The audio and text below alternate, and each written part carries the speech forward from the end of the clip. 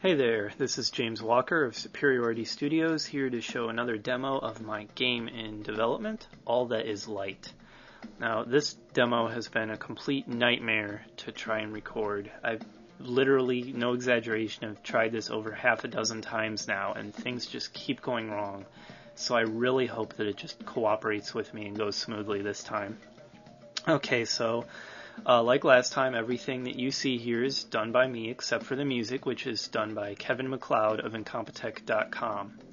Now, you may recall from the last demo that I had just rescued a pair of travelers from some monsters, and they told me of a girl bearing the emblem of the luminescence heading toward an old Grandath base. Thereafter, the player has the option of either ignoring this information and continuing with the original mission, or of going after her in the hope of recruiting another ally to his cause. For the purposes of this demo, I've chosen to go after her. So let's embark on a new adventure. And we're going to start by synthesizing some items that may come in handy later in the demo. So the first thing I'm going to do is go into the store and buy the synth manual Mad Bomber Monthly Issue 1, which lets me make torch bombs. Then I go to the workshop, and synthesizing items is really easy. You just pick the item you want. I only have one synth manual in this example, so I don't have a whole lot of options. And as long as you have the ingredients you need and enough money, you just hit the button and synthesize away. And you can see after that last one, the detonator entry down here turned red, showing that I just exhausted my supply of that ingredient. So you can just tell at a glance whether you have everything that you need to synthesize an item, and if you don't, what ingredients you're missing. Now, for debugging purposes, I've given myself a healthy supply of stinkweeds, which are an item that you can use to temporarily disable random encounters, because debugging and making video demos is less of a hassle if I don't have random encounters to deal with.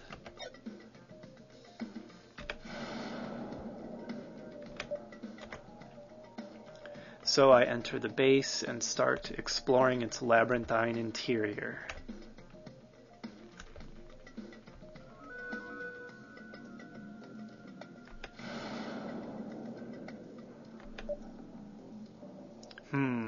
A locked door. Whatever can we do about that?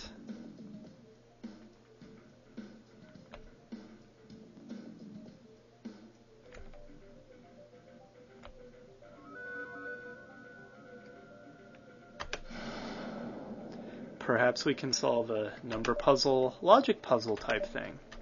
So here you can see there's a bunch of colored sliders. And I have to line up the colored portion of these sliders in order to unlock the mechanism on the door. And of course, since I designed the puzzle, obviously I know the solution, so I can just whip through this.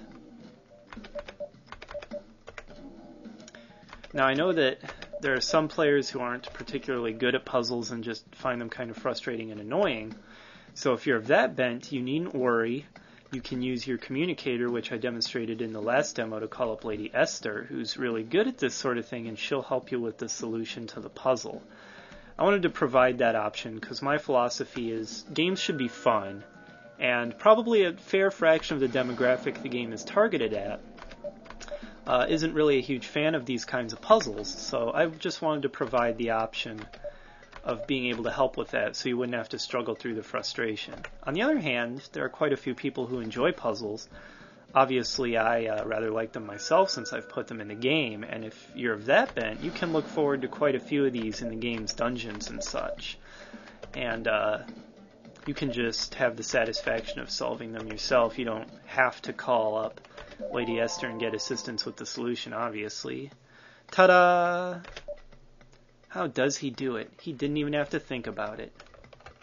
Possibly because he made it himself.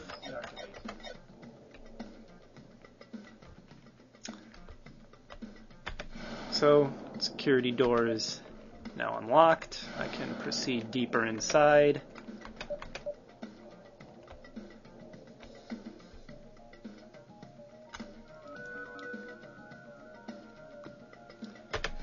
And it's story event time again. The sequence introduces Boo, another playable character, currently surrounded by feline-type auto-killers. Landale heroically comes to the rescue, but he discovers that Boo is no cowering maiden. In fact, she's eager to jump into the fight herself. Now you have the option of either accepting or rejecting her assistance, but the game does let you make some bad decisions sometimes, and it turns out that rejecting her help is one of them, because this can be a pretty tough fight, and it's kind of suicidal to take it on by yourself unless you're severely overleveled. So it's much better to accept her help, or to have spent way too much time power leveling. These things are ugly. They can also be pretty tough. This is really the first challenging fight of the game.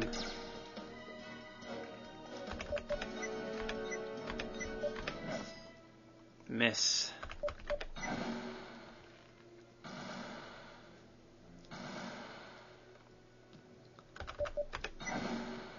Now, I'm going to go ahead and heal Landale now. I can't afford to let his hit points get too low, and you're probably going to find out why in a turn or two. But you remember we manufactured ourselves some torch bombs earlier. I said they might come in handy later.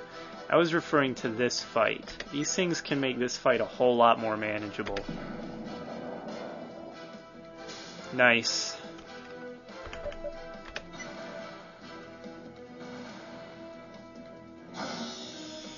And this is why I didn't want to let Landale's hit points fall too low. And you may be thinking, what the heck just happened? And the answer is, they just comboed me. You may have noticed that individually their attacks weren't very strong. But as pack fighters, being sort of animal-themed robots, they can, once they've built up enough tempo, they can combine their attacks into that devastating combo attack that, as you saw, does a whole lot of damage. And that's what makes this fight dangerous. And that's why I really wanted to make these torch bombs to help with it.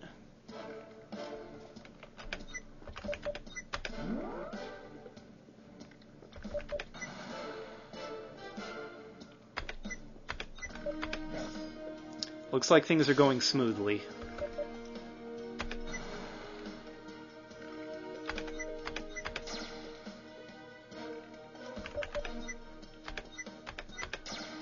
Man, I'm having trouble hitting that guy. That's getting pretty irritating. Got him.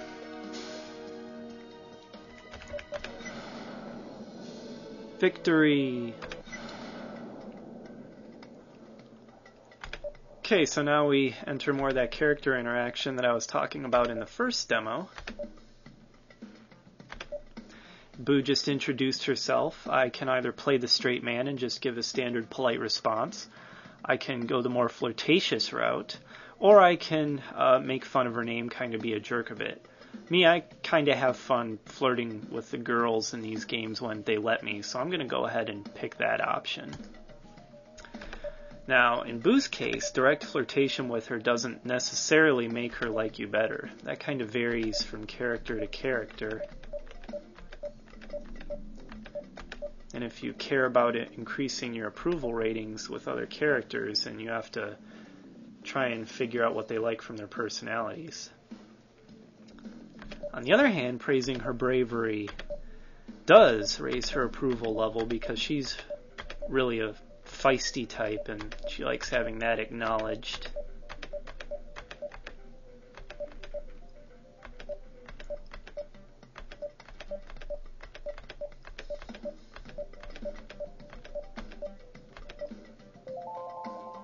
Okay, gonna close the demo out here because I'm out of time, but as you can see, I just had the first new character join my party. I can go ahead and start raising her stats. And so the further you get into the game, the more you build up your party, and that's when things start to get interesting. Okay, and for further information, go ahead and check out the website, superioritystudios.com/allthatislight or tiny.cc/alltil. That's all for now. I'll see you next time.